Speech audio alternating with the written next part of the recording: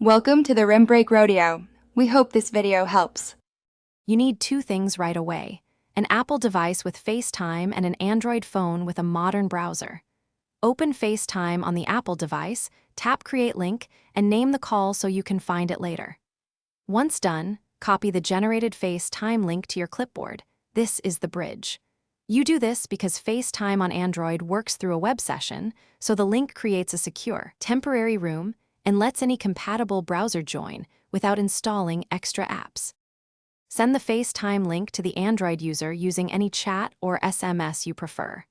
The Android user opens that link in Chrome or Edge. They will be prompted to enter a display name, which helps you identify them. Once they request to join, stay on the Apple device and approve the incoming request.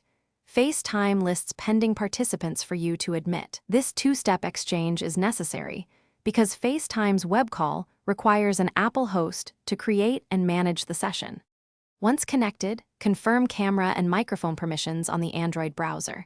Make sure you grant access so video and audio work. If video is choppy, switch to a stronger network or move closer to the router. FaceTime web uses real-time bandwidth. Make sure to mute when not speaking to save bandwidth.